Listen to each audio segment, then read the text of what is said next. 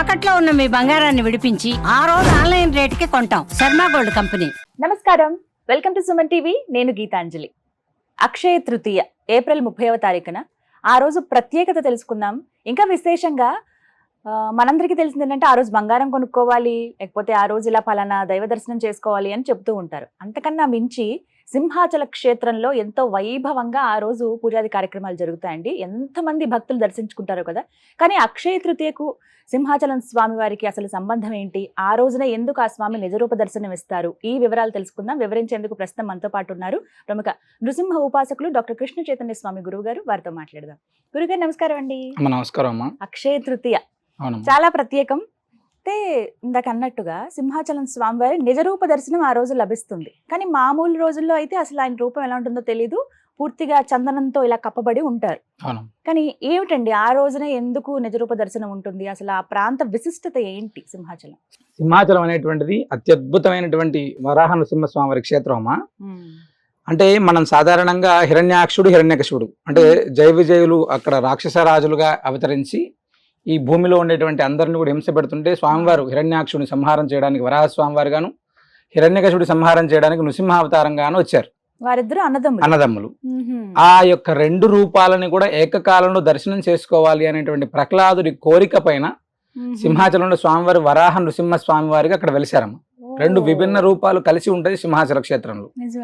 అంత అద్భుతమైనటువంటి క్షేత్రం మనం సింహాచలం. అయితే సింహాచలంలో ప్రహ్లాదుడు ఆరాధించిన తర్వాత అంటే ఆయన కోసం ఆవిర్భావం జరిగిన తర్వాత అక్కడ ఆయన ఆరాధన అయిన తర్వాత చాలా సంవత్సరాల తర్వాత పురూరవ చక్రవర్తికి స్వామివారు తిరిగి అక్కడ దర్శనం ఇచ్చారు. ఆ సింహాచల క్షేత్రం అంటే ఆకాశ మార్గంలో పురూరవుడు అంటే వెళ్తున్న సమయంలో అశరీరవాణి అక్కడికి వచ్చేటప్పటికి ఆ యొక్క విమానం ఏదైతే ఉందో ఆ యొక్క విమానం ఆగిపోతే అశరీరవాణి పలుకుతుంది. ఇక్కడ స్వామి వరాహ నృసింహ స్వామి వారు ఉన్నారు ఈ క్షేత్రంలో, ఇక్కడ నుంచి ఇలా దాటి వెళ్ళడం కుదరదు అంటే స్వామిని దర్శించుకోవడానికి పురూరవ చక్రవర్తి ఆ సింహాచలం కొండపైనకు వచ్చి ఆ కొండ మొత్తం కలిగి తిరిగారు. ఎక్కడ కనపడట్లేదు స్వామివారు. అక్కడ దగ్గరలోనే గంగధార అనేటువంటి అద్భుతమైనటువంటి తీర్థం ఉంటుంది. ఆ తీర్థంలో నుంచి కలశ జలాలని కూడా తీసుకెళ్లి అక్కడ ఉన్నటువంటి స్వామిని అభిషేకం చేయడానికి వెళ్తే స్వామి ఒక పుట్ట అంతా కూడా ఆ స్వామికి కప్పబడి ఉందమ్మా. అక్కడ ఎంతైతే పుట్టమని ఉందో అంతా కూడా తొలగించి పక్కకు పెట్టేసి ఆ స్వామివారికి తిరుమంజనం చేస్తే ఆ స్వామి యొక్క కాంతి శక్తి వేడి అనేటువంటిది పురూరవ చక్రవర్తి ఎవరి వల్ల కూడా కాలేదు తట్టుకోవడం. అదేంటి స్వామి అంటే ఈ ఒక్క రోజు మాత్రమే నిజ రూపంలో నన్ను దర్శనం చేసుకోవాలి, మిగతా అన్ని రోజులు కూడా ఈ పుట్టమన్నుకు బదులుగా చందనాన్ని సమర్పించి ఉంచమని చెప్పి భగవంతుడు చెప్పారు. స్వామి యొక్క ఆజ్ఞ మేరకే చెప్పినటువంటిది అది. అత్యద్భుతంగా మనకు 365 రోజుల కాలం పాటు 364 రోజులు పూర్తిగా స్వామివారి చందనం చెక్కబడి ఉంటది. పూర్తిగా ఒక్క అక్షయ తృతీయ రోజు రాత్రి మాత్రమే అంటే పూర్తిగా ఆ రోజు ఉదయం నుంచి రాత్రి దాకా స్వామివారి దర్శనం సేమ్ యాజ్ ఇట్ ఈజ్ గా. అప్పుడైతే 1008 కలశాలతోటి స్వామివారికి తిరుమంజనం చేశారు, తిరిగి అక్షయ తృతీయ రోజు రాత్రి 1008 కలశాలతోటి తిరుమంజనం చేసి మళ్ళీ చందనాన్ని స్వామివారికి 125 కేజీలు ఫస్ట్ సమర్పిస్తారమ్మా. పూస్తారు. అక్షయ తృతీయ రోజు 125 కేజీలు, వైశాఖ పౌర్ణమి రోజు 125 కేజీలు, జ్యేష్ఠ పౌర్ణమి రోజు 125 కేజీలు, ఆషాఢ పౌర్ణమి తోటి లాస్ట్ 125 కిలోలు, ఇలా మొత్తం 500 కిలోల చందనాన్ని స్వామివారికి సమర్పిస్తారు. తొలగించారు ఆ పుట్టమన్నుకు బదులుగా చందనాన్ని సమర్పిస్తారమ్మా. అంటే స్వామిని ఆరాధించడం, నృసింహ ఆరాధన అనేటువంటిది సాధారణంగా చాలా అత్యుత్తమమైనటువంటి వరాహస్వామి వారి ఆరాధన. అంటే మనకు ఉండేటువంటి భూ సమస్యలు, కోర్టు సమస్యలు, అంటే మనకి ఇల్లు కావాలి, మన అసలు ఇల్లు లేదు అనుకునేటువంటి వాళ్ళు, ఆర్థిక స్థిరత్వం లేదనుకునేటువంటి వాళ్ళు కావచ్చు, లేదా కుటుంబంలో ఏదైనా అశాంతి ఉండేటువంటి వాళ్ళు కావచ్చు, వరాహస్వామి వారిని వరాహ నృసింహ స్వామి వారి ఆరాధన అనేటువంటిది అత్యద్భుతమైనటువంటిది అమ్మ. భార్యాభర్తల అన్యోన్యత లేదు, వరాహ నృసింహ స్వామి వారి యొక్క దర్శనం అనేటువంటిది అద్భుతం.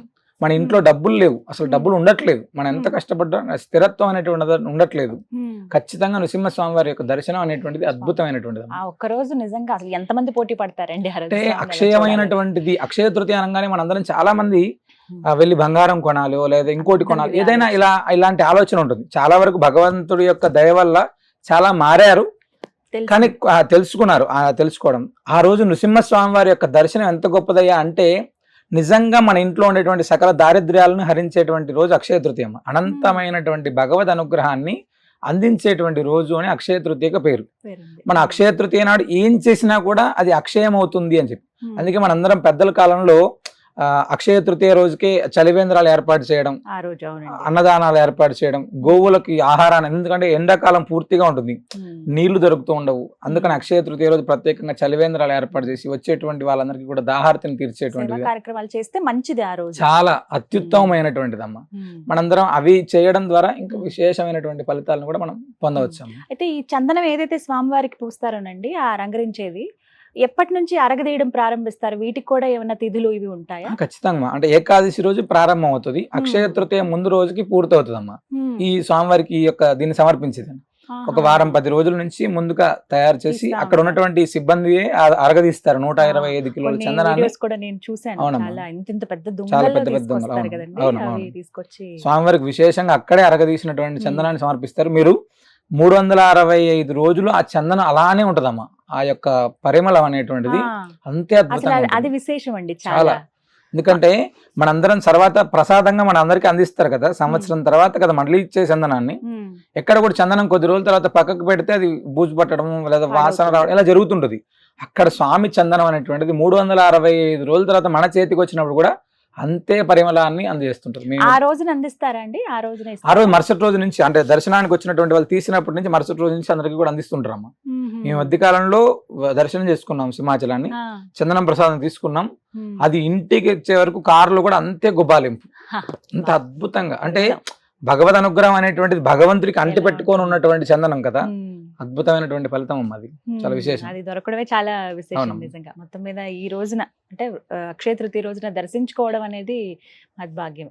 అక్షయ తృతీయ రోజు వరాహస్వామి వారిని, నృసింహస్వామి వారిని దర్శించుకోవడం అనేటువంటిది మన పూర్వజన్మ సుకృతం అనేటువంటిది ఉంటే మాత్రమే ఉమ్. అక్కడ దర్శనం కలుగుతుందమ్మా. ఉమ్. అది సింహాచలం వెళ్ళడం అనేటువంటిది ఒక భాగ్యం. ఉమ్. అక్కడ వెళ్ళలేకపోయినప్పటికీ కూడా ఏదైనా నృసింహస్వామి క్షేత్రం, ఏదైనా వరాహస్వామి వారి క్షేత్రం, ఉమ్. ఆ అక్షయ తృతీయ రోజు దర్శనం చేసుకోవడం అనేటువంటిది అత్యుత్తమమైనటువంటి ఫలితాలని ఇస్తుందమ్మా. ఉమ్. తెలుగు రాష్ట్రాల్లో మనకు అందుబాటులో ఉన్నవి చాలా చాలా చాలా ఉన్నాయి. చోట్ల ఉన్నాయి. నరసింహస్వామి అవును. వారివి తెలంగాణ అయినా ఆంధ్రప్రదేశ్ అయినా చాలా అవునమ్మా. ఉన్నాయి. ఆశ్రమంలో ఆ రోజు కూడా విశేషంగా పూజ చేస్తారు కదా. అక్షయ తృతీయ రోజు కల్పవృక్ష నరసింహస్వామి వారి సన్నిధిలో విశేషంగా ఉదయం తెల్లవారుజామున నుంచి సుప్రభాత సేవ, గోపూజ, అనంతరం స్వామివారికి నవకలశ స్నపన తిరుమంజనం, చందనం స్వామివారికి సింహాచలం ఎలా అయితే ఆ రోజు స్వామివారికి తీస్తారో మన దగ్గర పెడతాం. అవునా? స్వామివారికి చందన అలంకారం, ఆ చందన అలంకారం తర్వాత వరాహ లక్ష్మీ నృసింహ హోమం, ఓ. సుదర్శన నారసింహ హోమం, లక్ష్మీ కుబేర హోమం.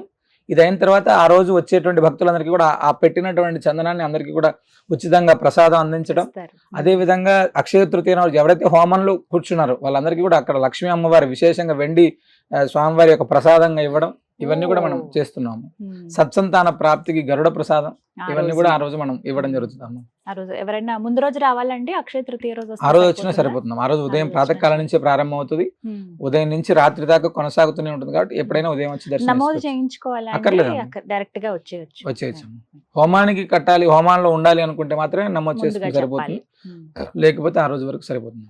చాలా చక్కగా వివరించారు గురుగారు, ధన్యవాదాలండి. నమస్కారం. విన్నారు కదా, చాలా విశేషంగా జరుగుతాయి. ప్రత్యేకించి మీరు హోమం చేయించుకోవాలనుకుంటే కనుక భద్రాచలంలో ఉన్నటువంటి గోవింద కల్పవృక్ష నరసింహ ఆశ్రమానికి వెళ్ళండి. అక్కడ విశేషంగా హోమాది కార్యక్రమాలు జరుగుతాయి. ఆ రోజు గరుడ ప్రసాదం అందిస్తారు సంతానం లేని వారి కోసం. ఎందుకంటే చాలా మంది ఇప్పటికీ ఆ ప్రసాదం తీసుకుని సంతాన భాగ్యం పొందిన వాళ్ళు ఉన్నారు. గురుగారి చేతుల మీదుగా ఆశీర్వాదం తీసుకున్న వాళ్ళు, అక్కడ స్వామి ప్రత్యక్షంగా ఉన్నారనడానికి ఎన్నో నిదర్శనాలు ఉన్నాయి. ఒకసారి ఆశ్రమాన్ని మీరు దర్శిస్తే గనక మళ్ళీ మళ్ళీ వెళ్ళాలనిపిస్తుంది. ఆ స్వామి అనుగ్రహం మా పైనే ఉంది కదా అనే భావన ఖచ్చితంగా కలుగుతుందండి. గోవిందుడిని గోవులని ఏకకాలంలో అక్కడ మనం దర్శనం చేసుకోవచ్చు. అలాగే మీకు దగ్గరలో ఉన్నటువంటి నారసింహ క్షేత్రాలు, అలాగే వరాహ నృసింహస్వామి క్షేత్రాలు అక్షయ తృతీయ రోజున సందర్శించండి. ఆ స్వామి వారి అనుగ్రహాన్ని పొందమని చెప్తున్నారు. ఇది వాళ్ళ వీడియో. నమస్కారం.